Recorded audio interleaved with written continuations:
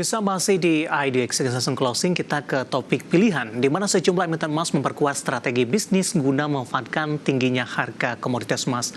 Sementara itu, dari sisi pergerakan saham, di awal perdagangan sesi kedua hari ini, sejumlah saham emiten emas kompak bergerak melemah.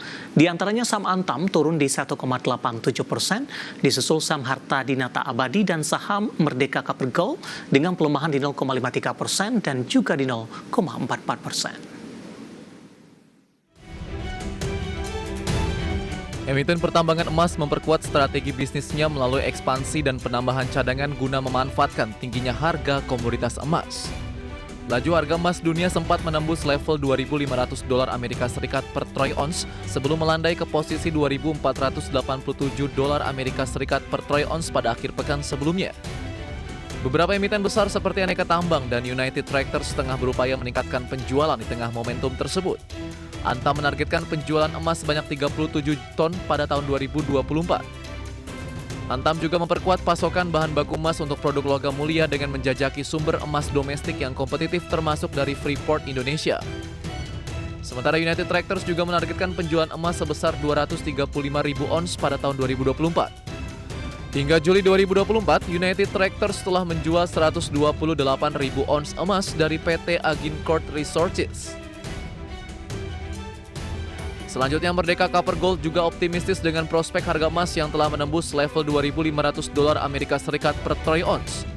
Perseroan diketahui sedang fokus pada pengembangan proyek emas Pani dan baru-baru ini menambah dana pembiayaan proyek tersebut sebesar $135 juta Amerika Serikat.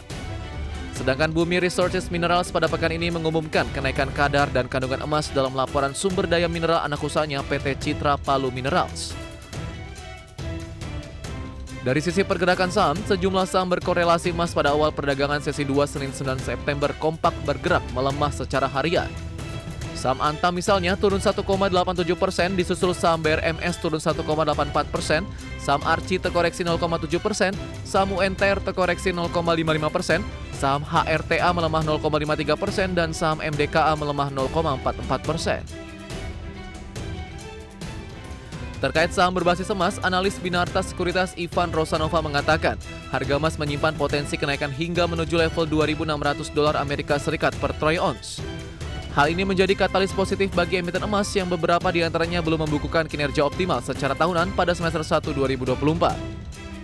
Senada, Head of Equity Investment Berdikari Manajemen Investasi Agung Ramadoni menyatakan, prospek harga emas di sisa tahun ini masih bisa menopang perbaikan kinerja emiten terkait. Sebagai investasi untuk saat ini, ia menyarankan strategi buy on weakness pada saham emiten emas yang sedang mengalami koreksi.